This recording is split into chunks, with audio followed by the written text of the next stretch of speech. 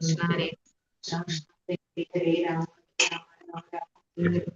ഹരേ കൃഷ്ണ ഹരേ കൃഷ്ണ കൃഷ്ണ ഹരേ ഹരേ ഹരേ രാമ ഹരേ രാമ രാമ ഹരേ ഹരേ ഹരേ കൃഷ്ണ ഹരേ ഹരേ ഹരേ രാമ രാമ രാമ ഹരേ ഹരേ ഹരേ കൃഷ്ണ കൃഷ്ണ ഹരേ കൃഷ്ണ മാതാജി ഹരേ കൃഷ്ണ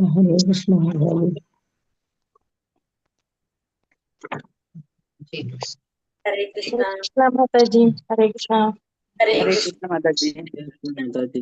ഹരേ കൃഷ്ണ. ഓം നമോ ഭഗവതേ വാസുദേവായ. ഓം നമോ ഭഗവതേ വാസുദേവായ. ഓം അജ്ഞാനതിമിരാന്ധസ്യ ചക്ഷുരുന്മീലിതം യേന തസ്മൈ ശ്രീഗുരവേ നമഃ. ഓം വിഷ്ണുപാദായ കൃഷ്ണപ്രേഷ്ഠായ ഭൂതലേ ശ്രീമതേ ഭക്തിവേദാന്ത സ്വാമിനിതി നാമിനെ. നമസ്തേ സാരസ്വതേ ദേവേ ഗൗരവാണി പ്രചാരിണേ നിർവിശേഷ ശൂന്യവാദി പാശ്ചാത്യദേശധാരിണേ. ജയ ശ്രീ കൃഷ്ണ ചൈതന്യ പ്രഭു നിത്യാനന്ദ ശ്രീ അദ്വൈത ഗദാധര ശ്രീവാസാദി ഗൗര ഭക്തവൃന്ദ. ഹരേ കൃഷ്ണ കൃഷ്ണ കൃഷ്ണ ഹരേ ഹരേ ഹരേ രാമ രാമ രാമ ഹരേ ഹരേ. ഹരേ കൃഷ്ണ. നിഗമ കൽപ്പതരോർഗളിതം ഫലം സുഖമുഖാമൃതദ്രവ സംയുതം പിബത ഭാഗവതം രസമാലയം മുഹുരഹോ രസികാ ഭുവി ഭാവുകാഃ. നാരായണം നമസ്കൃത്യം നരം ചൈവ നരോത്തമം ദേവീം സരസ്വതീം വ്യാസം തതോ ജയമുദിരയേത്. നഷ്ടപ്രായേഷ ഭദ്രേഷു നിത്യം ഭാഗവത സേവയ ഭഗവതേ ഉത്തമ ശ്ലോകേ ഭക്തിർഭവതി നൈഷ്ഠികീ. കൃഷ്ണായ വാസുദേവായ ദേവകീ നന്ദനായ ച നന്ദഗോപകുമാരായ ഗോവിന്ദായ നമോ നമഃ. ഹരേ കൃഷ്ണ കൃഷ്ണ കൃഷ്ണ ഹരേ ഹരേ ഹരേ രാമ രാമ രാമ ഹരേ ഹരേ. ഹരേ കൃഷ്ണ. ശ്രീ ശ്രീ രാധാ ഗോവിന്ദ് ടെമ്പിൾ ഇസ്കോൺ മാംഗ്ലൂരിന്റെ ഭാഗവതം ക്ലാസ്സിലേക്ക് എല്ലാവർക്കും സ്വാഗതം. ഹരേ കൃഷ്ണ. എല്ലാവർക്കും പ്രണാമം. ഹരേ കൃഷ്ണ. പ്രണാമം. ഹരേ കൃഷ്ണ. ഹരേ കൃഷ്ണ. ഹരേ കൃഷ്ണ മാതാജി പ്രണാമം. ഹരേ കൃഷ്ണ. ഹരേ കൃഷ്ണ. ശ്ലോകം 11 എടുക്കേണ്ടത്. നമുക്ക് ഇതിനു മുന്നേ 10 ശ്ലോകം വരെ എത്തി. അതില് കുറച്ച് ചോദ്യങ്ങൾ നമ്മൾ കണ്ടു അല്ലെ. ആദ്യം നമ്മള് ഋഷിമാരുടെ ചോദ്യങ്ങൾ കണ്ടിരുന്നു. ഇപ്പൊ വീണ്ടും ഋഷിമാര് ചോദ്യങ്ങൾ ചോദിക്കുകയായിരുന്നു അല്ലെ. ആരുടെ അടുത്ത് ചോദിച്ചത്? സുധഗോസ്വാമിയുടെ അടുത്ത്. എന്തൊക്കെയാ ചോദിച്ചിട്ടുണ്ടായിരുന്നു? ഓർമ്മയുണ്ടോ? ഏത് യുഗത്തിലാണ് ഏത് സ്ഥലത്താണ് പ്രഥമമായി ആരംഭം കൊണ്ടത്? ഇത് എങ്ങനെയാണ് എന്തുകൊണ്ട് രചിക്കാനായിട്ട് പ്രചോദനം അതായത് എങ്ങനെയാന്ന് ഒരു ചോദ്യം ചോദിച്ചു. പിന്നെ അത് കഴിഞ്ഞിട്ട് എന്താ ചോദിച്ചത്? ഇത് 3ാമത്തെ ശ്ലോകത്തിൽ ചോദിച്ചു അല്ലെ. അത് കഴിഞ്ഞിട്ട് പിന്നത്തെ ശ്ലോകത്തിൽ 6ാമത്തെ ശ്ലോകത്തിൽ അടുത്ത ചോദ്യം ചോദിച്ചിട്ടുണ്ടായിരുന്നു. എന്താ ചോദിച്ചത്? വ്യാസപുത്രനായ സുഖദേവ ഗോസ്വാമി എങ്ങനെയാണ് തിരിച്ചറിഞ്ഞത്? നഗരവാസികൾ എങ്ങനെയാണ് തിരിച്ചറിഞ്ഞത്? അത് ചോദിച്ചു. പിന്നെ ഇന്നലെ നമ്മള് 9ാമത്തെ ശ്ലോകത്തില് വേറൊരു ചോദ്യം. പരീക്ഷത്ത് ഈ കണ്ടുമുട്ടിയതും അദ്ദേഹത്തിന്റെ അതീന്ദ്രിയ വേദസാരം ആലാപനം സാധ്യമാക്കി തീർത്തതും എപ്രകാരമാണ്? അത് 7ാമത്തത് മാതാജി. 7ാമത്തെ. അതെ, 7ാമത്തില് ഒന്ന് ആലാപനം സാധ്യമാക്കിയത് എപ്രകാരമാണ്. പിന്നെ അത് കഴിഞ്ഞിട്ട് പിന്നത്തെ ചോദ്യം എവിടെ വന്നിട്ടുണ്ട്? 9 അല്ലെ. 9 വന്നിട്ടുണ്ടല്ലോ ഇല്ലേ. അദ്ദേഹത്തെ കുറിച്ച് പരീക്ഷത്തിനെ കുറിച്ച് വിശദീകരിച്ച് തന്നാലും. പിന്നെ പിന്നെന്താ പറഞ്ഞത്? ഇന്നലെ എടുത്തല് 10ാമത്തേല് പിന്നെന്താ ചോദിച്ചത്? പരീക്ഷിത് മഹാരാജാവ് എന്തിനാണ് മരണം വരെ സൃഷ്ടിച്ചത് എന്തിനാണ്? അപ്പൊ ഇതേപോലെ തന്നെ ചോദ്യങ്ങള് ചോദിച്ചിട്ട് പിന്നെ ആദ്യത്തെ പോലെ തന്നെ പിന്നെ അതിനുള്ള ഉത്തരാണ് ആര് കൊടുക്കുന്നത്? ഇവിടെ കൊടുക്കുന്നത്. അപ്പൊ ഇന്നലെ നമ്മൾ എവിടെ പറഞ്ഞു നിർത്തിണ്ടായിരുന്നത്?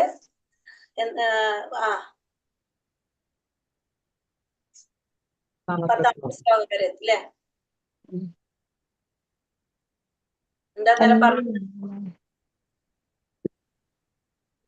മഹാരാജ സർവൈശ്വര്യങ്ങളും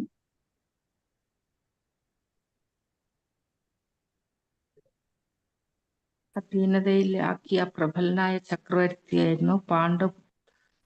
പാണ്ഡുവംശത്തിന്റെ യശസ് ഉയർത്തും വിധം ഉത്തങ്കനായിരുന്നു അദ്ദേഹം. യാതൊരു വിഷമങ്ങളുമില്ല. അദ്ദേഹത്തിന് പിതാവ് പിന്നെ എന്തുകൊണ്ടാണ് പുരാതാക്കളിൽ മരണം വരെ ഗംഗാതീരത്ത് മരണം വരെ ഉപവാസം എന്നാണ് 10ാമത്തെ ശ്ലോകത്തില് ചോദിച്ചത്. 11ാമത്തെ ശ്ലോകത്തിലേക്ക് കടക്കാം. ഹരേ കൃഷ്ണ. ഓം നമോ ഭഗവതേ വാസുദേവായ.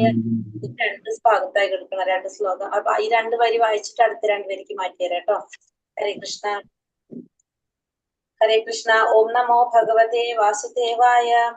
നമന്തിയൽപാദനികേതമാത്മനഃ ശിവായ ഹാനീയധനാനി ശത്രവഃ കഥം സവീര ശ്രയങ്കതുസ്ത്യജാം യുവൈഷ്ണതോ സ്രഷ്ടുമഹോ സഹാസുഭിः നമന്തിയൽപാദനികേതമാത്മനഃ ശിവായ ഹാനീയധനാനി ശത്രവഃ കഥം സവീര ശ്രിയങ്കതുസ്ത്യജാം യുവൈഷ്ണതോ സ്രഷ്ടുമഹോ സഹാസുഭിः.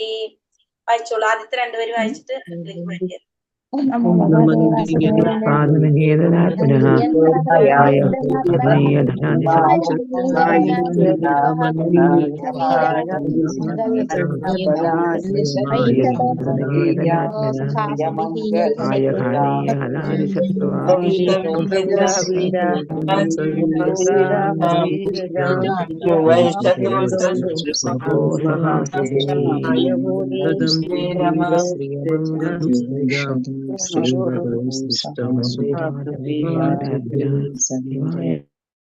ഹരേ കൃഷ്ണ. നമന്തിയൽപാദനികേതമാത്മനഃ ശിവായ ഹാനീയധനാനി ശത്രവഃ കഥം ശ്രീയങ്കതുസ്ത്യജാം വൈശദോ സ്രഷ്ടുമഹോ സഹാസുഭിः. ഹരേ കൃഷ്ണ. അപ്പൊ ഇവിടെ എന്താ പറഞ്ഞ? നമന്തി വണങ്ങുന്നു. യത് പാദ ആരുടെ പാദം, നികേതം കീഴിൽ, ആത്മനഃ സ്വന്തം, ശിവായ ക്ഷേമം, ഹാനീയ പതിവായി വരുത്തുക, ധനാനി സമ്പത്ത്, ശത്രവഃ ശത്രുക്കൾ, കഥം ഏതു കാരണത്താൽ, സ അദ്ദേഹം, വീര ധീരോദാത്തമായ, ശ്രീയം ഐശ്വര്യങ്ങൾ, ധനസമൃദ്ധി, അംഗ ഓ, ദുസ്ത്യജാം ദുസ്തരം, യുവ പൂർണ്ണ യൗവനം, ഐഷത കാക്ഷിച്ചു, ഉത്സൃഷ്ടം ഉപേക്ഷിക്കുക, അഹോ ആശ്ചര്യം, സഹ സമേതനായി, അസുഭിഹി ജീവിതം. വിവർത്തനം ഭാവാർത്ഥം. ശ്രീല പ്രഭുപാദ് കി ജയ്. പരീക്ഷിത് മഹാരാജാവിന്റെ ശത്രുക്കൾ പോലും അദ്ദേഹത്തെ വന്നുകണ്ട് അവരുടെ സമസ്ത സമ്പത്തുകളും സ്വക്ഷേമാർത്ഥം പരീക്ഷിത് മഹാരാജാവിന്റെ കാൽക്കൽ വെച്ച് വണങ്ങത്തക്ക വിധം മഹാനായ ചക്രവർത്തിയായിരുന്നു അദ്ദേഹം. പൂർണ്ണ യൗവനയുക്തനും മഹാശക്തനും ദുസ്തരങ്ങളായ രാജകീയ സമ്പത്തുകൾ അധീനതയിലാക്കിയവനുമാകുന്നു പരീക്ഷിത് മഹാരാജാവ്. ആകയാൽ എന്തുകൊണ്ടാണ് തന്റെ ജീവൻ ഉൾപ്പെടെ സർവവും ഉപേക്ഷിക്കാൻ അദ്ദേഹം സന്നദ്ധനായത്? അപ്പൊ അടുത്ത ചോദ്യം ചോദിക്കുക അല്ലെ. പരീക്ഷിത് മഹാരാജാവ് എന്ന് പറയുന്നത് അത്രയും ശ്രേഷ്ഠനായൊരു രാജാവായിരുന്നു. അതായത് ശത്രുക്കൾ പോലും അദ്ദേഹത്തെ വന്നു കണ്ട് എന്ത് ചെയ്യുന്ന പറഞ്ഞത്, അവരുടെ സമസ്ത സ്വത്തുക്കളും സ്വക്ഷേമാർത്ഥം പരീക്ഷിത് രാജാവിന്റെ കാൽക്കൽ വെച്ച് വണങ്ങത്തക്ക വിധം മഹാനായ ഒരു ചക്രവർത്തിയായിരുന്നു പരീക്ഷിത് മഹാരാജാവ്.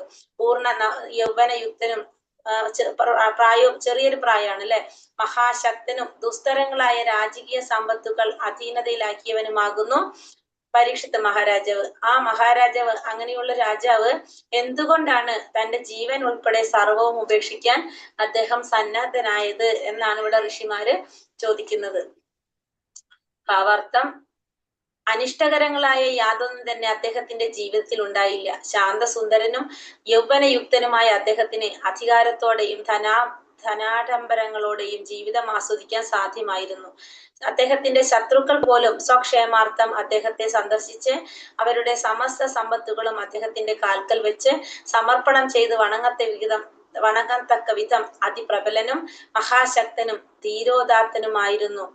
ധീരോദാത്തനുമായിരുന്നു ശ്രീ പരീക്ഷിത് മഹാരാജാവ്. ആകയാൽ നികുതി പിരിച്ചെടുക്കുന്നതിന് അദ്ദേഹത്തിന് യാതൊരു ബുദ്ധിമുട്ടും ഉണ്ടായിരുന്നില്ല. മഹാരാജാവ് പരീക്ഷിത്ത് ഭഗവത് ഭക്തനായിരുന്നു. അദ്ദേഹത്തിന്റെ സകല ശത്രുക്കളെയും അദ്ദേഹം കീഴടക്കിയതിനാൽ രാജ്യം സമൃദ്ധ സമ്പന്നമായിരുന്നു. പയസ്, ധാന്യങ്ങൾ, ലോഹങ്ങൾ എന്നിവ സമൃദ്ധമായും സർവ്വ നദികളും പർവ്വതങ്ങളും വിഭവ സമൃദ്ധമായും നിലനിന്നിരുന്നു. ഇവിടെ എന്താ പറഞ്ഞത്, അനിഷ്ടകരങ്ങളായ യാതൊന്നും തന്നെ അദ്ദേഹത്തിന്റെ ജീവിതത്തിൽ ഉണ്ടായിരുന്നില്ല. അപ്പൊ പരീക്ഷ മഹാരാജാവിന്റെ ജീവിതത്തില് അനിഷ്ടകരമായിട്ടുള്ള യാതൊരു കാര്യങ്ങളും ഉണ്ടായിട്ടില്ല. അത്രയും എന്താ പറയാ, ജീവിതം നല്ല സുഖമായിട്ട് സന്തോഷമായിട്ട് ജീവിച്ചിരുന്ന ഒരു വ്യക്തിയാണ് ഒരു പരീക്ഷിത മഹാരാജാവ്. ശാന്ത സുന്ദരനാണ്, യൗവനയുക്തനായിട്ടുള്ള അദ്ദേഹത്തിന് അധികാരത്തോടെയും ധനാഡംബരങ്ങളോടെയും ജീവിതം ആസ്വദിക്കാൻ സാധ്യമായിരുന്നു. അപ്പൊ നമുക്കറിയാലേ, ആരാണ്, യുധിഷ്ഠിരന്റെ അവരുടെ ആ കുടുംബത്തിലാണ്, പാണ്ഡു കുടുംബത്തിലാണ്. അപ്പൊ അതുകൊണ്ട് തന്നെ അദ്ദേഹത്തിന് എല്ലാ ധനാഡംബരങ്ങളോടെയും ജീവിതം ആസ്വദിക്കാനും പിന്നെ അധികാരത്തോടെയും അത്രയും ശ്രേഷ്ഠനായിട്ടുള്ള അങ്ങനത്തെ ഒരു രാജാവായിരുന്നു പരീക്ഷിത് മഹാരാജാവ്. ജീവിതം ആസ്വദിക്കാൻ അദ്ദേഹത്തിന് സാധ്യമായിരുന്നു. അദ്ദേഹത്തിന്റെ ശത്രുക്കൾ പോലും സ്വന്തം ക്ഷേമത്തിന് വേണ്ടിയിട്ട് അദ്ദേഹത്തെ സന്ദർശിച്ച് അവരുടെ സമസ്ത സമ്പത്തുകളും അദ്ദേഹത്തിന്റെ കാൽക്കൽ വെച്ച് സമർപ്പണം ചെയ്ത് വണങ്ങത്തക്ക വിധം അതിപ്രബലനും മഹാശക്തനും ധീരോദത്തനുമായിരുന്നു പരീക്ഷിത് മഹാരാജാവ്. അതുകൊണ്ട് തന്നെ അദ്ദേഹത്തിന് എന്തിന് യാതൊരു ബുദ്ധിമുട്ടുണ്ടായിരുന്നില്ല, നികുതി പിരിച്ചെടുക്കുന്നതിന്. അത് നമുക്കറിയാലോ, പണ്ടൊക്കെ അവിടെ എങ്ങനെയായിരുന്നു, നികുതി കൊടുക്കേണ്ട ഒരു സിസ്റ്റം ഉണ്ടായിരുന്നില്ല. അപ്പൊ എന്താണ്, രാജാവിന് ചെന്ന് ചോദിക്കേണ്ട ഒരു അവസ്ഥ, കൊട്ടാരത്തിൽ നിന്ന് ചെന്ന് ചോദിക്കേണ്ട ഒരു അവസ്ഥ ഒരിക്കലും ഉണ്ടായിട്ടില്ല. എന്താണ്, എല്ലാവരും ഇവിടേക്ക് കൊണ്ടുവന്ന് കൊടുക്കുമായിരുന്നു. അങ്ങനെ നികുതി പിരിച്ചെടുക്കുന്നതിന് പോലും അദ്ദേഹത്തിന് യാതൊരു ബുദ്ധിമുട്ടും ഉണ്ടായിരുന്നില്ല. മഹാരാജാവ് പരീക്ഷിത്ത് ഭഗവത് ഭക്തനായിരുന്നു. അദ്ദേഹത്തിന്റെ സകല ശത്രുക്കളെയും അദ്ദേഹം കീഴടക്കിയതിനാൽ രാജ്യം സമൃദ്ധ സമ്പന്നമായിരുന്നു. അപ്പൊ എന്താണ്, എല്ലാ ശത്രുക്കളെയും കീഴടക്കാനായിട്ട് ആർക്ക് സാധിച്ചു? പരീക്ഷിത് മഹാരാജാവിന് സാധിച്ചു. അതുകൊണ്ട് തന്നെ രാജ്യമാണെങ്കിലോ സമൃദ്ധ സമ്പന്നമായിരുന്നു. പയസ് എന്ന് വെച്ചാൽ പാല്, ധാന്യങ്ങള്, ലോഹങ്ങള് എന്നിവ സമൃദ്ധമായും സർവ്വ നദികളും പർവ്വതങ്ങളും വിഭവ സമൃദ്ധമായും നിലനിന്നിരുന്നു. അപ്പോ അവിടെ ഒന്നിനും ഒരു ബുദ്ധിമുട്ടും പരീക്ഷിത് മഹാരാജാവിന്റെ കാലഘട്ടത്തില് അവിടെ ഉണ്ടായിരുന്നില്ല. പാല്, ധാന്യങ്ങള്, ലോഹങ്ങള് ഇതൊക്കെ സമൃദ്ധമായിട്ടും അതുപോലെ തന്നെ എല്ലാ നദികളും, സർവ്വ നദികളും പർവ്വതങ്ങളൊക്കെ എങ്ങനെയായിരുന്നു? വിഭവ സമൃദ്ധമായിട്ട് നിലനിന്നിരുന്നായിരുന്നു ആ ഒരു സമയത്ത്. ഭൗതികമായി സർവ്വതും സമൃദ്ധമായിരുന്നു. ഭൗതികമായിട്ട് സർവ്വതും എങ്ങനെയായിരുന്നു? സമൃദ്ധമായിരുന്നു. ആകയാൽ ജീവനും രാജ്യവും സന്ദർഭോചിതമല്ലാതെ ത്യജിക്കേണ്ട പ്രശ്നം ഉദിക്കുന്നില്ല. ഇവയെ കുറിച്ചെല്ലാം ശ്രവിക്കുന്നതിന് ഋഷിമാർ അത്യധികം ഉത്സുകരാണ്. അപ്പൊ ഇത്രയും സുഖ സൗകര്യങ്ങളോടും ഇത്രയും പ്രശസ്തിയോടും ഒക്കെ ജീവിക്കുന്ന മഹാരാജാവിന് എന്തിന്റെ ആവശ്യമില്ല? ഈ ഒരു ടൈമില് ജീവനോ രാജ്യമൊന്നും ത്യജിക്കേണ്ട യാതൊരു പ്രശ്നവും ഉദിക്കുന്നില്ല. അതുകൊണ്ട് ഇവയെ കുറിച്ചെല്ലാം ശ്രവിക്കുന്നതിന് ഋഷിമാർ അത്യന്തം ഉത്സുകരാണ്. അപ്പൊ ഇതൊക്കെ കുറിച്ച് അറിയാനായിട്ട് ഋഷിമാർക്ക് ആഗ്രഹമുണ്ട്. ഹരേ കൃഷ്ണ. അടുത്ത ശ്ലോകം. ഓം നമോ ഭഗവതേ വാസുദേവായ ശിവായ ലോകസ്യ ഭവായ ഭൂതയേ യ ഉത്തമ ശ്ലോക പരായണ ജനഃ ജീവന്തി നാന്മാർത്ഥമസോ പരാശ്രയം മുമോജ നിർവിദ്യ കുതാ കളേവരം. ശിവായ ലോകസ്യ ഭവായ ഭൂതയേ യ ഉത്തമ ശ്ലോക പരായണ ജനഃ ജീവന്തി നാന്മാർത്ഥമസോ പരാശ്രയം മുമോച നിർവിദ്യ കുതാ കളേവരം. ഹരേ കൃഷ്ണ. ചൊല്ലാം. ഓം നമോ ഭഗവതേ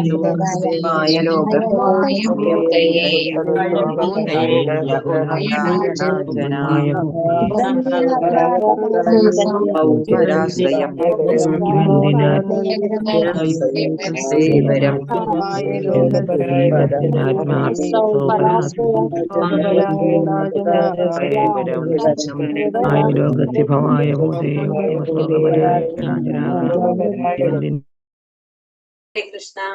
ശിവായ ലോകസ്യ ഭുവായ ഭൂതയേ യ ഉത്തമ ശ്ലോക പരായണ ജനഃ ജീവന്തി നാന്മാർത്ഥമസോ പരാശ്രയം മുമോച നിർവിദ്യ കുതാ കളേവരം. ശിവായ ക്ഷേമം, ലോകസ്യ സർവ ജീവാത്മാക്കളും, ഭവായ അഭിവൃദ്ധിപ്പെടുത്താനായി, ഭൂതയെ സാമ്പത്തിക പുരോഗതിക്കായി, യേ ആരൊരുവനാകുന്നു, ഉത്തമ ശ്ലോക പാരായണ പരമദിവ്യോത്തമ പുരുഷന്റെ ഹേതുവിനായി സമർപ്പിച്ചിരിക്കുന്നു, ജനഃ ജനങ്ങൾ, ജീവന്തി ജീവിക്കുക, ന എന്നാലല്ല, ആത്മ ആർത്ഥം സ്വ താല്പര്യാർത്ഥം, അസു അത്, പര ആശ്രയം മറ്റുള്ളവർക്ക് അഭയമായി അതായത് ആശ്രയമായി, മുമോച ഉപേക്ഷിച്ചു, നിർവിദ്യ എല്ലാ ബന്ധങ്ങളിൽ നിന്നും സ്വതന്ത്രനായി തീരുന്നു, കുതഹ എന്ത് കാരണത്താലാണ്, കളേവരം മർത്യ ശരീരം. വിവർത്തനം ഭാവാർത്ഥം. ശ്രീല പ്രഭുപാദ് കി ജയ്. വിവർത്തനം. ആരാണോ പരമദിവ്യോത്തമ പുരുഷൻ ഹേതുവായി മറ്റുള്ളവരുടെ ക്ഷേമത്തിനും പുരോഗതിക്കും സന്തോഷത്തിനുമായി സ്വജീവിതം പ്രതിജ്ഞാർപ്പിതം ചെയ്തിരിക്കുന്നത്, അവർ യാതൊരു സ്വാർത്ഥ താല്പര്യങ്ങൾക്കായും ജീവിക്കുന്നില്ല. ആകയാൽ ചക്രവർത്തി സർവവിധ ഭൗതിക വിഭവ അഭിനിവേശങ്ങളിൽ നിന്നും സ്വതന്ത്രനായതിനാൽ മറ്റുള്ളവരുടെ അഭയകേന്ദ്രമായി നശ്വര ശരീരത്തെ ത്യജിക്കാൻ അദ്ദേഹത്തിന് എങ്ങനെ സാധ്യമാകും? ഇവിടെ ഋഷിമാർ അടുത്ത ചോദ്യം ചോദിക്കാണ്. ആരാണോ പരമദിവ്യോത്തമ പുരുഷൻ ഹേതുവായിട്ട് മറ്റുള്ളവരുടെ ക്ഷേമത്തിനും പുരോഗതിക്കും സന്തോഷത്തിനുമായിട്ട് സ്വന്തം ജീവിതം അർപ്പിച്ചിരിക്കുന്നത്, അവർക്ക് സ്വാർത്ഥമായിട്ടുള്ള താല്പര്യങ്ങൾ ഒന്നും അവർക്ക് ഉണ്ടാകുന്നില്ല. അവരെന്താണ്? മറ്റുള്ളവരുടെ ക്ഷേമത്തിനും പുരോഗതിക്കും സന്തോഷത്തിനും വേണ്ടിയിട്ട് സ്വന്തം ജീവിതം പ്രതിജ്ഞാർപ്പിതം ചെയ്തിരിക്കുന്നതാണ് പരീക്ഷിത് മഹാരാജാവ്. അപ്പൊ സ്വാർത്ഥമായിട്ടുള്ള യാതൊരു താല്പര്യത്തോടും ആര് ജീവിക്കുന്നില്ല? മഹാരാജാവ് ജീവിക്കുന്നില്ല. ആകയാൽ ആ ചക്രവർത്തി സർവവിധ ഭൗതിക വിഭവ അഭിനിവേശങ്ങളിൽ നിന്നും സ്വതന്ത്രനായതിനാൽ, അപ്പോ മറ്റുള്ളവരുടെ അഭയകേന്ദ്രമാണ് ആര്? പരീക്ഷിത് മഹാരാജാവ്. ആ നശ്വര ശരീരത്തെ ത്യജിക്കാൻ അദ്ദേഹത്തിന് എങ്ങനെ സാധ്യമാകും?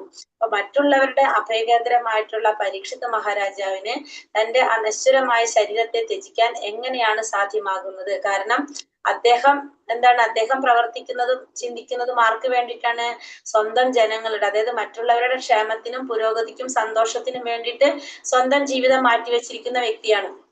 അപ്പൊ അങ്ങനെയുള്ള ഒരു വ്യക്തി, അതായത് മറ്റുള്ളവരുടെ എല്ലാം അഭയകേന്ദ്രമാണ് അദ്ദേഹം. അപ്പൊ അദ്ദേഹം എങ്ങനെയാണ് ശരീരത്തെ ത്യജിക്കാനായിട്ട് അദ്ദേഹത്തിന് സാധ്യമാകുന്നത് എന്നാണ് ഇവിടെ ഋഷിമാർ അടുത്ത ചോദ്യം ചോദിച്ചിരിക്കുന്നത്. പരമദിവ്യോത്തമ പുരുഷന്റെ ഭക്തനാകിയാൽ പരീക്ഷിത് മഹാരാജാവ് ആദർശയോഗ്യനായ ഒരു ഉത്തമ രാജാവും ഗൃഹസ്ഥാശ്രമിയുമായി ആയിരുന്നു. അപ്പൊ പരീക്ഷിത് മഹാരാജാവ് എങ്ങനെയാണ്? പരമ പുരുഷോത്തമന്റെ ഭക്തനാകിയത് കൊണ്ട് തന്നെ രാജാവ് ആദർശയോഗ്യനായ ഒരു ഉത്തമ രാജാവും ഗൃഹസ്ഥാശ്രമിയുമായിരുന്നു. ഉത്തമ രാജാവുമാണ്, അതുപോലെ തന്നെ ഗൃഹസ്ഥാശ്രമിയുമാണ് ആര്? പരീക്ഷിത് മഹാരാജാവ്. ഒരു ഭഗവത് ഭക്തന് സർവ്വ സദ്ഗുണങ്ങളും സ്വമേധയാ കരഗതമാകുന്നു. മഹാരാജാവ് പരീക്ഷിത്ത് ഇതിനൊരു ഉത്തമ ദൃഷ്ടാന്തമാകുന്നു. അദ്ദേഹത്തിന്റെ അധീനതയിലുള്ള സർവ്വ ഭൗതിക ഭോഗങ്ങളിലും വ്യക്തിപരമായി അദ്ദേഹത്തിന് യാതൊരു അഭിനിവേശവുമില്ല.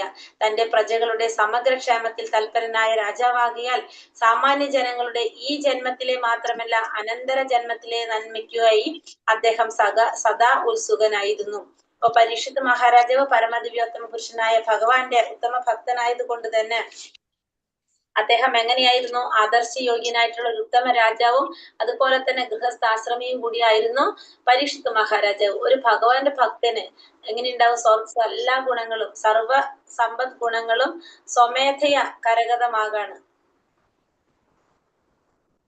സർവ സമ്പദ് ഗുണങ്ങളും സദ്ഗുണങ്ങളും സ്വമേധയ കരഗതമാകുന്നു. മഹാരാജാവ് പരീക്ഷിത്ത് ഇതിനെ ഒരു ഉത്തമ ദൃഷ്ടാന്തമാകുന്നു. അദ്ദേഹത്തിന്റെ അധീനതയിലുള്ള സർവ്വ ഭൗതിക ഭോഗങ്ങളിലും വ്യക്തിപരമായി അദ്ദേഹത്തിന് യാതൊരു അഭിനിവേശവുമില്ല. അപ്പൊ ആ മഹാരാജാവിന് പരീക്ഷത്തിന് എന്താണ് പറഞ്ഞാൽ, അദ്ദേഹത്തിന്റെ അധീനതയിലുള്ള ഭൗതികമായിട്ടുള്ള ഭോഗങ്ങൾ, അതിലൊന്നിനും ആർക്ക് ഒരു തരത്തിലുള്ള ആഗ്രഹങ്ങളും വരുന്നില്ല.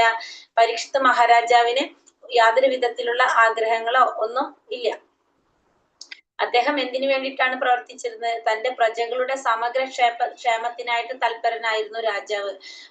ഈ ജന്മത്തിലെ മാത്രല്ല അനന്തര ജന്മത്തിലെയും നന്മയ്ക്കായി അദ്ദേഹം സദാ ഉത്സുകനായിരുന്നു. അപ്പോ ഇപ്പോ നടക്കുന്ന ഈ ജന്മത്തിൽ മാത്രമല്ല അവരുടെ ക്ഷേമം അദ്ദേഹം ആഗ്രഹിച്ചത്, ഇനി വരാൻ പോകുന്ന ജന്മത്തിലെ ക്ഷേമം കൂടി അദ്ദേഹം ആഗ്രഹിച്ചിരുന്നു. അപ്പൊ അതായത് ഈ ഒരു ജന്മത്തിൽ നന്നായിട്ട് കർമ്മങ്ങൾ ചെയ്താലാണ് അടുത്ത ജന്മം നല്ലൊരു ജന്മം കിട്ടുന്നത്. അപ്പൊ അതുകൂടി അദ്ദേഹം ആഗ്രഹിച്ചിരുന്നു. അതിനു വേണ്ടി അദ്ദേഹം ശ്രമിച്ചിരുന്നു.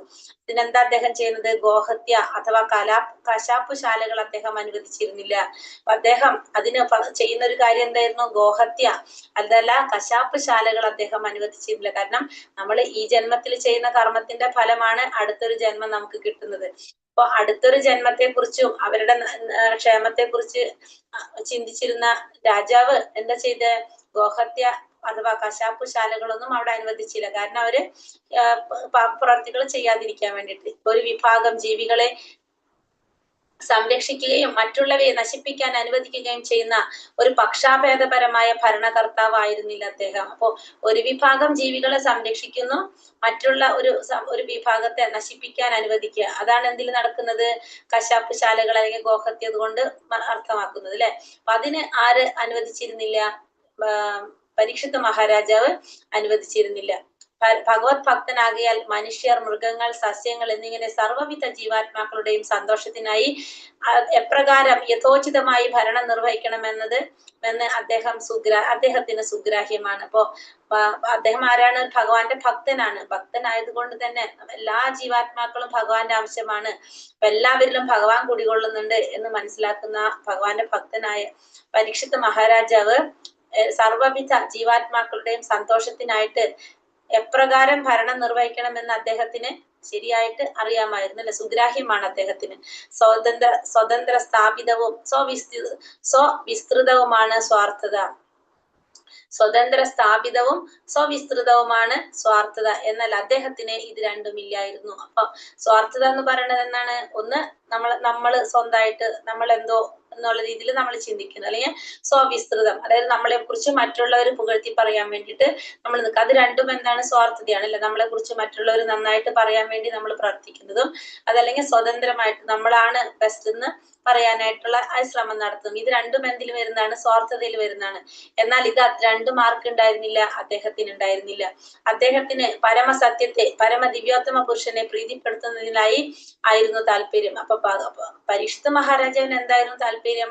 ഭഗവാനെ പ്രീതിപ്പെടുത്തുക എന്നത് മാത്രമായിരുന്നു പരീക്ഷിത് മഹാരാജാവിന് താല്പര്യമുണ്ടായിരുന്നത്. രാജാവ് പരമപുരുഷന്റെ പ്രതിനിധിയാകയാൽ രാജാവിന്റെ താല്പര്യം നിശ്ചയമായും പരമദിവ്യോത്തമ പുരുഷന്റെ താല്പര്യത്തിന് അനന്യമായിരിക്കണം. അപ്പൊ രാജാവ് നമുക്കറിയാം ഭഗവാന്റെ പ്രതിനിധിയാണ് അല്ലെ. ഭഗവാന്റെ പ്രതിനിധിയാണ് രാജാവ്. അപ്പൊ എപ്പോഴും ആ രാജാവിന്റെ താല്പര്യം എന്തായിരിക്കണം? ഭഗവാന്റെ താല്പര്യമായിരിക്കണം. ഭഗവാൻ എന്താണോ ആഗ്രഹിക്കുന്നത്, ഭഗവാൻ എന്താണോ ഇച്ഛിക്കുന്നത്, അതായിരിക്കണം രാജാവ് നടപ്പിലാക്കേണ്ടത്. സർവ്വ ജീവാത്മാക്കളും പരമപുരുഷനെ അനുസരിക്കണമെന്നും അപ്രകാരം അവർ സന്തോഷമുള്ളവരായി തീരണമെന്നും പരമദിവ്യോത്തമ പുരുഷൻ ആഗ്രഹിക്കുന്നു. അപ്പൊ ഭഗവാൻ എന്താണ് ആഗ്രഹിക്കുന്നത്? എല്ലാ ജീവജാലങ്ങളും പരമപുരുഷൻ അനുസരിക്കണം, ഭഗവാനെ അനുസരിക്കണം. അതേപോലെ തന്നെ അവർ എല്ലാവരും സന്തോഷമുള്ളവരായി തീരണമെന്നാണ് ഭഗവാൻ ആഗ്രഹിക്കുന്നത്. ആകയാൽ സർവർക്കും ഭഗവത് ധാമത്തിലേക്ക് മടങ്ങു ചെല്ലുന്നതിന് ആവശ്യമായ മാർഗനിർദ്ദേശം നൽകുകയാണ് രാജാവിന്റെ അഭിവാഞ്ച. അപ്പൊ അതുകൊണ്ട് തന്നെ എല്ലാവരും സന്തോഷമായിട്ടിരിക്കണം, എല്ലാവരും ഭഗവാൻ പറയുന്നത് അനുസരിക്കണമെങ്കിൽ എന്ത് വേണം? എല്ലാവരും ഭഗവാന്റെ ധാമത്തിലേക്ക് മടങ്ങി ചെല്ലാനാണ് ആരാഗ്രഹിക്കുന്നത്? ഭഗവാൻ ആഗ്രഹിക്കുന്നത്. അപ്പൊ അത് പ്രാവർത്തികമാക്കാന്നുള്ളതാണ് ആരുടെ ഉത്തരവാദിത്തം? ഒരു രാജാവിന്റെ ഉത്തരവാദിത്തം. അപ്പൊ എല്ലാവരെയും ഭഗവാന്റെ ധാമത്തിലേക്ക് തിരിച്ചുവിടുക എന്നുള്ളതാണ്, അതിനു വേണ്ട മാർഗനിർദ്ദേശങ്ങൾ നൽകുക എന്നുള്ളതാണ് ആരുടെ ഉത്തരവാദിത്തം വരുന്നത്? അപ്പൊ രാജാവിന്റെ ഒരു ഉത്തരവാദിത്തമാണ് വരുന്നത്. അക്കാരണത്താൽ പ്രജകളുടെ പ്രവർത്തനങ്ങളെ ഭഗവത് ധാമത്തിലേക്ക് മടങ്ങിച്ചെല്ലാൻ ഉതകും വിധം സമീകരിക്കണം. അപ്പൊ അതുകൊണ്ട് തന്നെ എന്ത് ചെയ്യണം? ഭഗവത് ധാമത്തിലേക്ക് തിരിച്ചു പോകാൻ പക്ക രീതിയിൽ എന്ത് മാറ്റണം? പ്രജകളുടെ പ്രവർത്തനങ്ങളെ മാറ്റിയെടുക്കണം. ഉത്തമനായ ഒരു രാജാവിന്റെ സുഭരണത്തിന് കീഴിൽ രാജ്യം സമ്പദ് സമൃദ്ധമായിരിക്കും. ഇപ്പൊ ഒരു രാജാവ്, ഉത്തമനായിട്ടുള്ള രാജാവാണെങ്കിൽ ആ രാജാവിന്റെ ഭരണത്തിന് കീഴിൽ ആ രാജ്യം എങ്ങനെയായിരിക്കും? സമ്പദ് സമൃദ്ധമായിരിക്കും. ആ സുഭരണ കാലത്ത് മാനവർ മാംസം ഭുജിക്കേണ്ട യാതൊരു ആവശ്യവുമില്ല. മനുഷ്യർക്കും മൃഗങ്ങൾക്കും മനസ്സംതൃപ്തി വരുന്നത് വരെ ധാരാളമായി ഭുജിക്കുന്നതിന് ആവശ്യമായ ധാന്യങ്ങളും പയസ്സും ഫലമൂലാദികളും പച്ചക്കറികളും ഒക്കെ യഥേഷ്ടമുണ്ട്. സർവ്വ ജീവജാലങ്ങളും ആഹാരം, ആശ്രയം എന്നിവയാൽ സംതൃപ്തരാകിയാൽ അവർ നിർദ്ദിഷ്ട കർമ്മങ്ങൾ അനുഷ്ഠിക്കുകയും അവിധം ജീവജാലങ്ങൾ തമ്മിൽ യാതൊരു കലഹത്തിനും ഇടവരാതിരിക്കുകയും ചെയ്യുന്നു. അപ്പോ ഇവിടെ എന്താ പറഞ്ഞത്? എല്ലാവരും ഭഗവാന്റെ ധാമത്തിലേക്ക് മടങ്ങി ചെല്ലണം എന്നാണ് ആരാഗ്രഹിക്കുന്നത്? ഭഗവാൻ ആഗ്രഹിക്കുന്നത്. അത് നടപ്പാക്കാന്നുള്ളതാണ് ആരുടെ ഉത്തരവാദിത്വം? ഒരു രാജാവിന്റെ കടമ. അതുകൊണ്ട് തന്നെ പരീക്ഷിത് മഹാരാജാവ് എന്താ ചെയ്യുന്നത്? പ്രജകളുടെ പ്രവർത്തനങ്ങളെ ഭഗവാന്റെ ധാമത്തിലേക്ക് മടങ്ങിച്ചെല്ലാൻ ഉതകും വിധം ക്രമീകരിക്കുകയാണ് ചെയ്യുന്നത്. ഒരു ഉത്തമരായിട്ടുള്ള രാജാവിന്റെ ഭരണത്തിന് കീഴിൽ രാജ്യം എപ്പോഴും സമ്പദ് സമൃദ്ധമായിരിക്കും. അപ്പൊ അങ്ങനെയുള്ള സമയത്ത് അവിടെ എന്തിന്റെ ആവശ്യം വരുന്നില്ല? മാംസം ഭുജിക്കേണ്ട ഒരു ആവശ്യവും മനുഷ്യർക്ക് വരുന്നില്ല. അപ്പൊ മനുഷ്യർക്കും മൃഗങ്ങൾക്കും മനസ്സംതൃപ്തി വരുന്നത് വരെ ധാരാളം ഭുജിക്കാൻ ആവശ്യമായിട്ടുള്ള എല്ലാ ധാന്യങ്ങളും എവിടെ ഉണ്ടാകും? ഈ രാജ്യത്തുണ്ടാകും. കാരണം സമ്പദ് സമൃദ്ധമാണ് ആ രാജ്യം. അവിടെ ധാന്യങ്ങള്, പയസ് എന്ന് വെച്ചാൽ പാല്, ഫലമൂലാദികള്, പച്ചക്കറികൾ ഇതൊക്കെ യഥേഷ്ടം കിട്ടും. സർവ്വ ജീവജാലങ്ങളും ആഹാരം, ആശ്രയം എന്നിവയാൽ സംതൃപ്തരാകയാൽ അവർ നിർദ്ദിഷ്ട കർമ്മങ്ങൾ അനുഷ്ഠിക്കുകയും അവിധം ജീവജാലങ്ങൾ തമ്മിൽ യാതൊരു കലഹത്തിനും ഇടവരാതിരിക്കുകയും ചെയ്യും. അപ്പോ അങ്ങനെ നമ്മൾ എന്താ പറയണത്? നമുക്ക് ഓരോരുത്തർക്കും കഴിക്കാനായിട്ടല്ലേ ഇഷ്ടമുള്ള ഭക്ഷണങ്ങളും എല്ലാ സാധനങ്ങളും അവിടെ കിട്ടുമ്പോ എന്തുണ്ടാകുന്നില്ല? തമ്മില് പ്രശ്നങ്ങൾ ഉണ്ടാകുന്നില്ല അല്ലെ. അവർ തമ്മിൽ യാതൊരു കലഹത്തിനും ഇടവരാതിരിക്കുകയും ചെയ്യുന്നു. അവർക്ക് കാരണം അവർക്ക് ഭുജിക്കുന്നതിന് ആവശ്യമായ സാധനങ്ങൾ യഥേഷ്ടം എവിടെയുണ്ട്? ആ രാജ്യത്ത് കിട്ടുന്നുണ്ട്. അപ്പൊ അതുകൊണ്ട് തന്നെ ആഹാരം, ആശ്രയം എന്നിവരാൽ എല്ലാ ജീവജാലങ്ങളും സംതൃപ്തരാണ്. അപ്പൊ പിന്നെ അവർക്ക് എന്ത് ചെയ്യാൻ സാധിക്കും? അവർക്ക് നിർദ്ദിഷ്ട കർമ്മങ്ങൾ അനുഷ്ഠിക്കുന്നതിനോ അവർ തമ്മിൽ യാതൊരു കലഹത്തിനോ ഇടവരുത്തുന്നില്ല. പരീക്ഷിത്ത് മഹാരാജാവ് പരീക്ഷത്ത് ചക്രവർത്തി സമൂലനായ രാജാവാകയാൽ അദ്ദേഹത്തിന്റെ ഭരണത്തിന് കീഴിൽ ഏവരും സന്തോഷവാന്മാരായിരുന്നു. അപ്പൊ പരീക്ഷിത്ത് മഹാരാജാവ് ഇത്തരത്തിലുള്ള ചക്രവർത്തി ആയതുകൊണ്ട് തന്നെ സമൂല്യനായിട്ടുള്ള ചക്രവർത്തി രാജാവായതുകൊണ്ട് തന്നെ അദ്ദേഹത്തിന്റെ ഭരണത്തിന് കീഴിൽ ഏവരും എങ്ങനെയായിരുന്നു? സന്തോഷവാന്മാരായിരുന്നു. ഹരേ കൃഷ്ണ. അടുത്ത ശ്ലോകം. ഓം നമോ ഭഗവതേ വാസുദേവായ. തത്സർവം ന സമാച്വശ പുഷ്ടോ യദിഹ കിംചന മന്യേ ത്വം വിഷയേ വാഞ്ചം സ്നാതമന്യത്ര ചാന്തസൽ. തത്സർവം ന സമാചശ്വ പൃഷ്ടോ യദിഹ കിംചന മന്യേ ത്വം വിഷയേ വാഞ്ചം സ്നാതമന്യത്ര ചാന്തസൽ. ഹരേ കൃഷ്ണ. ചൊല്ലി.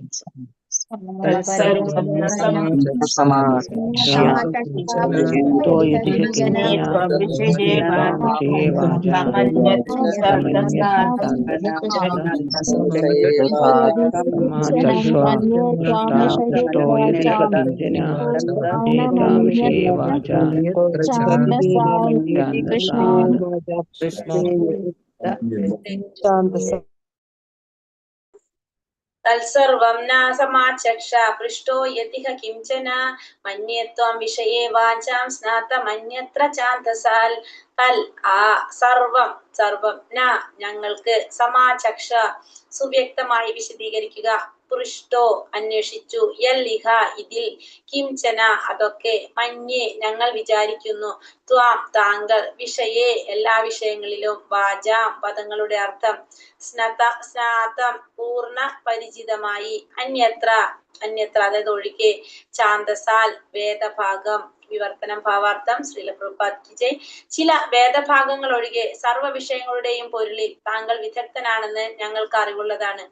ആകയാൽ ഞങ്ങൾ ഇപ്പോൾ ആരാഞ്ഞ സകല ചോദ്യങ്ങൾക്കുള്ള ഉത്തരങ്ങൾ സുവ്യക്തമായി വിശദീകരിക്കാൻ താങ്കളാൽ സാധ്യമാണ്. അപ്പൊ കുറെ ചോദ്യങ്ങൾ ചോദിച്ചു. ഏകദേശം 6 ചോദ്യങ്ങളെ ചോദിച്ചു. അപ്പൊ ഈ ചോദ്യങ്ങൾക്ക് ഉത്തരം നൽകാനായിട്ട് സുവ്യക്തമായിട്ട് വിശദീകരിക്കാനായിട്ട് താങ്കൾക്ക് സാധ്യമാണ്. അപ്പോ എന്താ പറയാ, ചില വേദഭാഗങ്ങൾ ഒഴികെ എല്ലാ ഭാഗങ്ങളും അല്ല, ചില വേദഭാഗങ്ങൾ ഒഴികെ സർവ്വ വിഷയങ്ങളുടെയും പൊരുളിൽ താങ്കൾ വിദഗ്ധനാണെന്ന് ഞങ്ങൾക്ക് അറിയാവുന്നതാണ്. ആകയാൽ ഞങ്ങൾ ഇപ്പോൾ ആരാഞ്ഞ സകല ചോദ്യങ്ങൾക്കുമുള്ള ഉത്തരങ്ങൾ സുവ്യക്തമായി വിശദീകരിക്കാൻ താങ്കളാൽ സാധ്യമാണ്. അപ്പോ ആദ്യത്തെ നമ്മൾ പറഞ്ഞില്ല, 6 ചോദ്യങ്ങൾ ചോദിച്ചിട്ടുണ്ടായിരുന്നു. അവിടെ ഋഷിമാര് ചോദിച്ചിട്ടുണ്ടായിരുന്നില്ല, അതിനുള്ള ഉത്തരം കൊടുത്തിട്ടുണ്ടായിരുന്നു. അതേപോലെ തന്നെ ഇപ്പൊ ഇവിടെ വീണ്ടും ചോദ്യങ്ങൾ ചോദിക്കുകയാണ്. അതിനുള്ള ഉത്തരം പറയാനായിട്ട് താങ്കൾ വിശദീകരിച്ച് തരാനായിട്ടാണ് ഇവിടെ ഋഷിമാര് ആവശ്യപ്പെടുന്നത്. ഭാവാർത്ഥം. വേദങ്ങളും പുരാണങ്ങളും തമ്മിലുള്ള വ്യത്യാസം ബ്രാഹ്മണരും പരിവ്രാജകന്മാരും തമ്മിലുള്ളതിന് സമാനമാണ്. അപ്പൊ വേദങ്ങളും പുരാണങ്ങളും തമ്മിലുള്ള വ്യത്യാസം എന്ന് പറയുന്നത് ബ്രാഹ്മണരും പരിവ്രാജകന്മാരും തമ്മിലുള്ളതിന് തുല്യമാണെന്ന് പറയുന്നത്. അപ്പൊ ബ്രാഹ്മണരും പരിവ്രാജകന്മാരെന്ന് പറഞ്ഞാല് ആരാണ്? ഓർമ്മയുണ്ടോ? ഞാൻ പറഞ്ഞിട്ടുണ്ടായിരുന്നു. ഹരേ കൃഷ്ണ. സന്യാസിമാരില് ഏറ്റവും മുകളിലുള്ളവരല്ലേ? ഏറ്റവും മുകളിൽ അതിന് താഴെയുള്ളതോ? ഓർമ്മയുണ്ടോ ആർക്കെങ്കിലും? ഇല്ല, നോക്കേണ്ടി വരുന്നത്. പരിവ്രാജകാചാര്യന്മാരല്ല. പരിവ്രാജകാചാര്യൻ പരമഹംസ. പരിവ്രാജകാചാര്യൻ എന്ന് വെച്ചാല് സന്യാസത്തിന്റെ 3ാമത്തെ ഘട്ടത്തിലുള്ളതാണ്. സഞ്ചാരികൾ മാത്രമല്ല, ആചാര്യന്മാര് കൂടിയായിരിക്കും. ആചാര്യന്മാരുമായിരിക്കും, സഞ്ചാരികളുമായിരിക്കും, ആചാര്യന്മാരായിരിക്കും. 4 ഘട്ടമാണുള്ള സന്യാസത്തിന്റെ. ഒന്ന് കുടീചകൻ, ബഹുദകൻ, പരിവ്രാജകാചാര്യൻ, പരമഹംസൻ. നമ്മൾ പറഞ്ഞിട്ടില്ല ക്ലാസ്സിൽ അത്? പറഞ്ഞിട്ടില്ല. ഒട്ടും പറഞ്ഞിട്ടില്ല? ഇല്ല. ഓഹോ, ശരി, സോറി. അപ്പൊ 4 ഘട്ടം, സന്യാസത്തിന്റെ 4 ഘട്ടമാണുള്ളത്. ഫസ്റ്റത്തെ പറയുന്നത് കുടീചകൻ.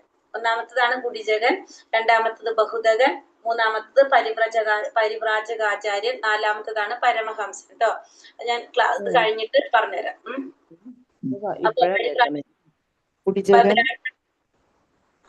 പറഞ്ഞെന്തെങ്കിലും മാതാജി? ആ, ഹരേ കൃഷ്ണ മാതാജി. ആ, പറഞ്ഞിട്ടില്ല. ഹരേ കൃഷ്ണ. പറഞ്ഞോളൂ മാതാജി. അതെ, ഞാൻ പൊറനാട്ടുകര സ്കൂളിലാണ് ഞാൻ പഠിച്ചിരുന്നത്, ശാരദ ഗേൾസ് അല്ലേ. അപ്പോ അവിടെ സന്യാസിമാര് ടീച്ചേഴ്സ് കുറെ പേര് സന്യാസിമാരുണ്ടായിരുന്നു. അവരെ പരിവ്രാജിക, മേധാപ്രാണ. അപ്പൊ ഇതാണല്ലേ മൂന്നാമത്തെ അതെ ഇതെല്ലാം ഈ പരിവ്രാജ. ഓക്കെ, ഇപ്പോഴാണ് അതിന്റെ അർത്ഥമൊക്കെ മനസ്സിലായി. Okay, thank you. Krishnan Mataji. അപ്പൊ വേദങ്ങളും പുരാണങ്ങളും തമ്മിലുള്ള വ്യത്യാസം പറഞ്ഞതാ പറഞ്ഞിട്ടുണ്ട്. ഞാനൊരു കാര്യം ഇന്നലെ പറഞ്ഞായിരുന്നു, വിഷ്ണു അങ്ങനെയാ ഹരേ കൃഷ്ണ. ഇപ്പൊ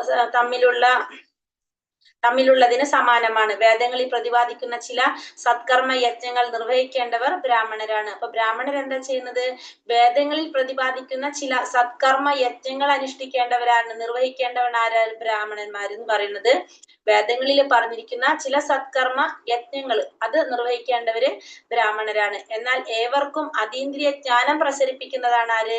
പരിവ്രാജകന്മാർ അഥവാ പണ്ഡിത പ്രാസംഗികരുടെ ലക്ഷ്യം. അപ്പൊ പരിവ്രാജകാചാര്യന്മാര് സഞ്ചാരികൾ മാത്രമല്ല, നമ്മൾ പറഞ്ഞു മറ്റുള്ളവർക്ക് അതീന്ദ്രിയ ജ്ഞാനം പറഞ്ഞു കൊടുക്കുക എന്നുള്ളതും ആരുടെ ഉത്തരവാദിത്തമാണ്? പരിവ്രാജകാചാര്യന്മാരുടെ. അവർ പണ്ഡിത പ്രാസംഗികരുടെ ലക്ഷ്യം, അല്ലെങ്കിൽ പണ്ഡിത പ്രാസംഗികന്മാര്. വേദമന്ത്ര ഉച്ചാരണത്തിൽ ബ്രാഹ്മണരുടെ അത്രത്തോളം വിദഗ്ധരല്ല എപ്പോഴും പരിവ്രാജകാചാര്യന്മാര്. അപ്പൊ വേദമന്ത്രം ഉച്ചരിക്കുന്നതില് ബ്രാഹ്മണരുടെ അത്രയും വിദഗ്ധന്മാരായിരിക്കണം എന്നില്ല ആര്? പരിവ്രാജക ആചാര്യന്മാർ. ഇപ്പൊ വേദമന്ത്രങ്ങളായ ഒരു രീതിയിൽ എന്താ പറയാ, അതിനൊരു ഛന്ദസ്സോ എന്നൊക്കെ പറയില്ലേ നമ്മള്, ഒരു മീറ്റർ ഉണ്ടെന്നൊക്കെ പറയില്ല, അതേപോലെ ഉച്ചരിക്കാനായിട്ട് അത്രയും ആർക്കറിയണമെന്നില്ല? പരിവ്രാജകാചാര്യന്മാർക്ക് അറിയണമെന്നില്ല. അതേസമയം വേദ ആചാരാധികാരികളായ ബ്രാഹ്മണർ അണുവിട വ്യത്യാസമില്ലാതെ സ്വരാഘാതം സാമ്പ്രദായികമായി പരിശീലിക്കുന്നു. കാരണം എന്താണ്? ഈ ബ്രാഹ്മണര് ഒരു അണുവിട വ്യത്യാസമില്ലാതെ ഈ സ്വരാഘാതങ്ങള് സാമ്പ്രദായികമായിട്ട് തന്നെ അവർക്ക് എന്ത് കിട്ടുന്നുണ്ട്? അവര് പരിശീലിക്കുന്നുണ്ട് അത്. എങ്കിലും സദാ ചുറ്റി സഞ്ചരിക്കുന്ന പ്രഭാഷകരെക്കാളും അധികം പ്രാമുഖ്യം ബ്രാഹ്മണർക്ക് കൽപ്പിക്കപ്പെട്ടിട്ടില്ല. പക്ഷെ എന്നിരുന്നാൽ പോലും എന്താണ്? ആ ചൊല്ലുന്നതിലല്ല അതിന്റെ പറയുന്നതിൽ, അതിനേക്കാളും പ്രാധാന്യം ആർക്കാണ് കൊടുക്കുന്നത്? പരിവ്രാജകാചാര്യന്മാർക്ക് തന്നെയാണ്. കാരണം സദാ ചുറ്റി സഞ്ചരിക്കുന്ന പ്രഭാഷകരെക്കാളും പ്രാമുഖ്യം ആർക്ക് കൊടുക്കുന്നില്ല? ബ്രാഹ്മണർക്ക് കൽപ്പിക്കപ്പെട്ടിട്ടില്ല. ഒരേ ലക്ഷ്യത്തെ വ്യത്യസ്തമായ രീതിയിൽ തോന്നിപ്പിക്കുന്നവരാകയാൽ അവർ ഒരേ സമയം ഏകരും വിഭിന്നവുമാണ്. അപ്പൊ രണ്ടുപേരുടെയും ലക്ഷ്യം എന്താണ്? വ്യത്യസ്തമായ രീതിയിലാണ് അവർ ചെയ്യുന്നെങ്കിലും ലക്ഷ്യം ഒരേപോലെ തന്നെയാണ്, ഒരേ ലക്ഷ്യമാണ്. എല്ലാവർക്കും അതീന്ദ്രിയമായ ജ്ഞാനം നൽകാന്നുള്ളത്. പുരാണങ്ങളിലും ഇതിഹാസങ്ങളിലും എന്താണോ വിശദമാക്കിയിരിക്കുന്നത് അവയും വേദമന്ത്രങ്ങൾ തമ്മിലും യാതൊരു വ്യത്യാസവുമില്ല. പുരാണങ്ങളിലും ഇതിഹാസങ്ങളിലും എന്താണോ പറഞ്ഞിരിക്കുന്നത് അതും വേദമന്ത്രങ്ങളും തമ്മിൽ യാതൊരു വ്യത്യാസവുമില്ല. സാമവേദം, അഥർവവേദം, ഋഗ്വേദം, യജുർവേദം, പുരാണങ്ങൾ, ഇതിഹാസങ്ങൾ, ഉപനിഷത്തുകൾ തുടങ്ങിയ സർവ്വവേദങ്ങളും പരമപുരുഷന്റെ ശ്വാസാശ്വാസത്തിൽ നിന്നും നിർഗമിച്ചവയാണ് എന്ന് മധ്യാന്തിന ശ്രുതിയിൽ പ്രസ്താവിച്ചിരിക്കുന്നതായി ശ്രീല ജീവഗോസ്വാമി അഭിപ്രായപ്പെടുന്നു. ഈ വേദങ്ങളൊക്കെ നമുക്ക് എവിടെന്നാ കിട്ടിയെന്ന് പറയാണ് അല്ലെ. എല്ലാ വേദങ്ങളും, സാമവേദം, അഥർവവേദം, ഋഗ്വേദം, യജുർവേദം, പുരാണങ്ങള്, ഇതിഹാസങ്ങൾ, ഉപനിഷത്തുകള് തുടങ്ങി സർവ്വവേദങ്ങളും ഭഗവാന്റെ ശ്വാസോച്ഛ്വാസത്തിൽ നിന്ന് നിർഗമിച്ചതാണെന്ന് മധ്യാന്തിന ശ്രുതിയിൽ പ്രസ്താവിച്ചിരിക്കുന്നതായിട്ട്, ആ മധ്യാന്തിന ശ്രുതിയിൽ പറഞ്ഞിരിക്കുന്നതായിട്ട് ജീവഗോസ്വാമി അഭിപ്രായപ്പെടുന്നു. വേദമന്ത്രത്തിൽ അധികവും പ്രണവ ഓങ്കാരത്തിൽ ആരംഭിക്കുന്നുവെന്ന ഏക വ്യത്യാസമാണുള്ളത്. അപ്പൊ വേദമന്ത്രങ്ങൾ എങ്ങനെയാ? അധികവും പ്രണവ ഓങ്കാരത്തിലാണ് അത് ആരംഭിക്കുന്നത് എന്നുള്ള ഒരു വ്യത്യാസമാണ് ഇതിൽ ഉള്ളത്. മാത്രമല്ല വേദമന്ത്രങ്ങളുടെ ഛന്ദോബന്ധമായ ഉച്ചാരണത്തിന് പരിശീലനം ആവശ്യമായി വരുന്നു. അപ്പൊ അത് ചൊല്ലാനായിട്ടില്ല, ആ വേദമന്ത്രങ്ങളൊക്കെ ചൊല്ലാനായിട്ട് ഒരു രീതിയുണ്ട്. നമ്മൾ ഛന്ദസ് എന്നൊക്കെ പറയുന്ന ഒരു അതിന്റെ എന്താ പറയാ, എത്രയാണ് അതിന്റെ വരുന്നത് അതിനനുസരിച്ചാണ് നമ്മൾ അതിന്റെ ആ രീതി പറയുന്നത്. അപ്പൊ അത് ഛന്ദോബദ്ധമായ ഉച്ചാരണത്തിന് പരിശീലനം ആവശ്യമായിത്തീരുന്നു. എന്നാൽ ഇവയൊക്കെ ശ്രീമദ് ഭാഗവതം വേദമന്ത്രങ്ങളെക്കാളും പ്രാമുഖ്യം കുറഞ്ഞതാണെന്ന് അർത്ഥമാക്കുന്നില്ല. എന്നാൽ ഇത് ഈ പറയുന്നതൊക്കെ ശ്രീമദ് ഭാഗവതം വേദമന്ത്രങ്ങളെക്കാൾ പ്രാമുഖ്യം കുറഞ്ഞതാണ് എന്ന് അർത്ഥമാക്കുന്നില്ല. പൂർവമായി പ്രസ്താവിച്ചതുപോലെ സർവ്വവേദങ്ങളുടെയും പരിപക്വമായ ഫലമാണ് ശ്രീമദ് ഭാഗവതം എന്ന് പ്രതിലോമമായി ഉദ്ഘോഷിക്കുന്നു. പൂർവമായി പ്രസ്താവിച്ച പോലെ സർവ്വവേദങ്ങളുടെയും പരിപക്വ ഫലമാണ് എന്ത്? ശ്രീമദ് ഭാഗവതം എന്ന് പ്രതിലോമമായി ഉദ്ഘോഷിക്കുന്നു. അപ്പൊ ശ്രീമദ് ഭാഗവതം എന്ന് പറയുന്നത് എന്താണ്? സർവ്വവേദങ്ങളുടെയും പരിപക്വ ഫലം. പരിപക്വ ഫലം എന്ന് വെച്ചാൽ എന്താണ്? പഴുത്ത് പാകമായിട്ടുള്ള ഒരു ഫലം. പഴുത്ത് പാകമായിട്ടുള്ള ഒരു ഫലത്തിന്റെ എന്താണ്? നമുക്കത് എവിടെ നിന്ന് കഴിച്ചാലും ആ ഫലം എങ്ങനെയായിരിക്കും? മധുരമുള്ളതായിരിക്കും അല്ലെ. ഏത് സൈഡിൽ നിന്ന് കഴിച്ചാലും അതിന് നമുക്ക് മധുരമായിരിക്കും. അതേപോലെയാണ് എന്ത് ശ്രീമദ് ഭാഗവതം എന്ന് പറയുന്നത്. പരിപ്പൊക്കെ അത്ര പഴുത്ത് തുടുത്തൊരു ഒരു പഴമാണെന്ന് നമുക്ക് പറയാം. മുമ്പേ തന്നെ ആത്മസാക്ഷാത്കാരം സിദ്ധിച്ച വ്യക്തിയായിരുന്നിട്ടും പരമോത്കൃഷ്ടനും പരിപൂർണനും മുക്താത്മാവുമായ ശ്രീ ശുകദേവ ഗോസ്വാമി ഭാഗവത അധ്യയനങ്ങളിൽ നിമഗ്നനായിരുന്നു. ശ്രീ ശുകദേവ ഗോസ്വാമിയുടെ കാലടികളെ പിന്തുടരുകയാൽ ശ്രീ സൂത ഗോസ്വാമി ഛന്ദോബദ്ധമായ വേദമന്ത്ര ഉച്ചാരണത്തിൽ വിദഗ്ധനല്ല എന്ന ഏക കാരണത്താൽ അദ്ദേഹത്തിന്റെ പദവിയെ ലവലേശവും പ്രാമുഖ്യം കുറഞ്ഞതായി കരുതരുത്. ഛന്ദോബന്ധമായ ഉച്ചാരണം യഥാർത്ഥ സാക്ഷാത്കാരത്തെക്കാളധികം പരിശീലനത്തെയാണ് അടിസ്ഥാനമാക്കുന്നത്. ദത്ത പറയുന്നത് പോലെയുള്ള ഉരുവിടലിനേക്കാൾ അതിരേകമായ പ്രാധാന്യം സാക്ഷാത്കാരത്തിനാകുന്നു. ഇപ്പൊ ഇവിടെ പറയുന്നതാണ്, നമ്മൾ പറഞ്ഞു വേദങ്ങളൊക്കെ ഉരുവിടുമ്പോ എങ്ങനെയായിരിക്കണം, ആ ഒരു ഭംഗി അല്ലെ അതിൽ പറയുന്നുണ്ടല്ലോ, അതേ രീതിയില് ചൊല്ലാനായിട്ട് സാധിക്കാം.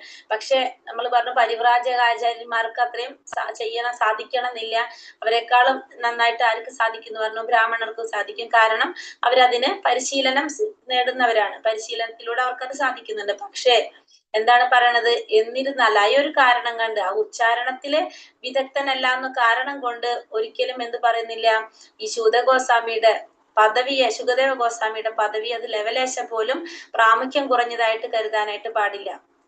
കാരണം ഛന്ദോബദ്ധമായ ഉച്ചാരണം യഥാർത്ഥ സാക്ഷാത്കാരത്തെക്കാളധികം പരിശീലനത്തെയാണ് അടിസ്ഥാനമാക്കുന്നത്. അപ്പം അത് പരിശീലനത്തിലൂടെയാണ് നേടുന്നത്. പക്ഷെ അത് എന്തായിട്ട് ബന്ധമില്ല, സാക്ഷാത്കാരവുമായിട്ട് യാതൊരു ബന്ധവും ഇല്ല. തത്ത പറയുന്നതിന് പോലെ ഉരുവിടുന്നതിനേക്കാൾ അതിരേകമായ പ്രാധാന്യം എന്തിനാണ്, സാക്ഷാത്കാരത്തിനാണ് നൽകുന്നത്. അപ്പൊ ഉച്ചാരണത്തെക്കാൾ ചൊല്ലുന്നതിനേക്കാളും പ്രാധാന്യം നമ്മൾ എന്താണത്, സാക്ഷാത്കാരത്തിനാണ് കൊടുക്കുന്നതെന്നും കൂടി ഇവിടെ പറയാണ്. ഹരേ കൃഷ്ണ കൃഷ്ണ കൃഷ്ണ ഹരേ ഹരേ, ഹരേ രാമ രാമ രാമ ഹരേ ഹരേ. വഞ്ചാകൽപതരൂപേശ കൃപാ സിന്ധോഭ്യേവ ച പതിതാനാം പാവനേഭ്യോ വൈഷ്ണവേഭ്യോ നമോ നമഃ. അനന്ത കോടി വൈഷ്ണവൃന്ദിക്ക് ജയ്, ശ്രീല പ്രഭുപാദിക്ക് ജയ്, ഗുരുദേവിക്ക് ജയ്, നിതായ് ഗൗരപ്രമാനന്ദേ ഹരി ഹരി പോൽ. ഹരേ കൃഷ്ണ. നമുക്ക് ഒരു കാര്യം മനസ്സിലാക്കാം, നമ്മൾ ശ്ലോകം ചൊല്ലുമ്പോ ചെറുതായിട്ട് നമ്മുടെ തെറ്റ് പറ്റുന്നത് അതല്ല നമ്മൾ നോക്കേണ്ടത്. എന്താണ് വേണ്ടത്, അതിന്ന് നമ്മൾ ഉൾക്കൊള്ളണം അല്ലെ, അതാണ് നമ്മൾ നോക്കേണ്ടതെന്ന് മനസ്സിലാക്കുക. അപ്പൊ നമ്മൾ തെറ്റ് പറ്റുമോ എന്ന് വിചാരിച്ചിട്ട് നമ്മൾ ചെയ്യാതിരിക്കേണ്ട ആവശ്യമില്ല. ഇതാണ് പറഞ്ഞത്. കാരണം ആത്മസാക്ഷാത്കാരത്തിനാണ് പ്രാധാന്യം കൊടുക്കുന്നത്. കാരണം അത് പരിശീലിച്ചു കഴിഞ്ഞാൽ ആർക്കും ചെയ്യാൻ സാധിക്കുന്ന കാര്യമാണത്. ശ്ലോകം ചൊല്ലണത് പരിശീലിച്ചു കഴിഞ്ഞാൽ ആർക്കും നന്നായിട്ട് ചൊല്ലാനായിട്ട് എല്ലാവർക്കും സാധിക്കും. അതല്ല നമ്മൾ നോക്കേണ്ടത്. സമയത്തിലായി മാതാജി ആ 4 ഒന്ന് പറയോ, സന്യാസത്തിന്റെ ഘട്ടങ്ങൾ? സമയം ചോദിച്ചത് അതുകൊണ്ടാണ്, അത് പറയാൻ പറ്റുമെന്ന് അറിയാനാ. 4 ഘട്ടങ്ങള്, ജീവിതത്തിന്റെ 4 ഘട്ടങ്ങള്. ഒന്ന് കുടീജകൻ, പിന്നെ ബഹുതകൻ, പരിവ്രാജകാചാര്യൻ, പരമഹംസൻ. ബഹുദൻ കഴിഞ്ഞ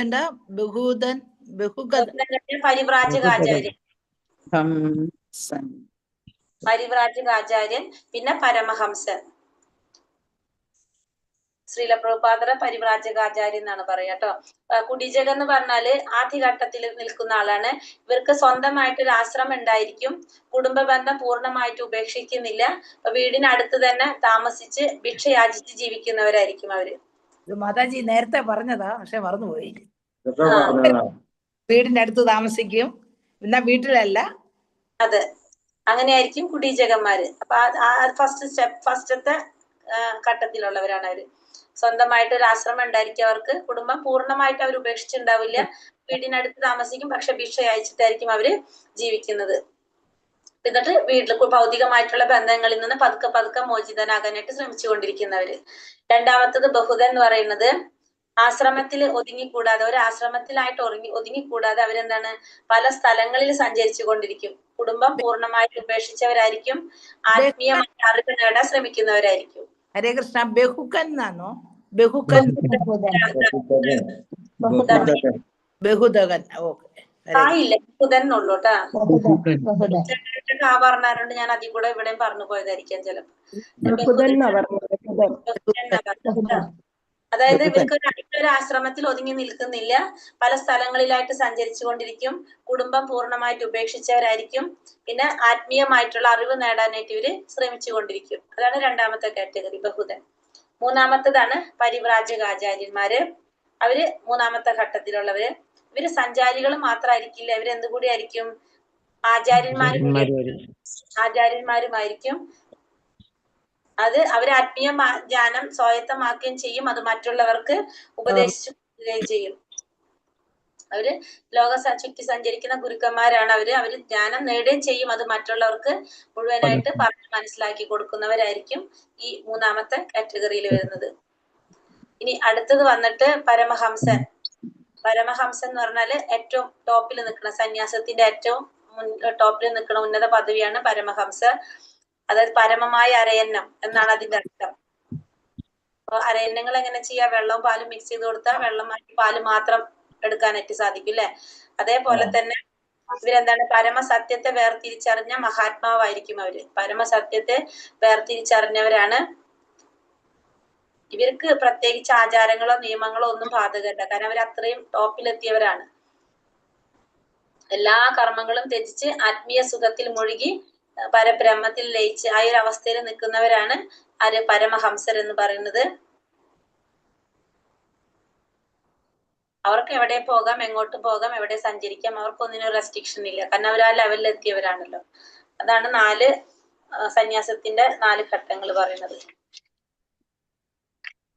ഹരേ കൃഷ്ണ, ഹരേ കൃഷ്ണ.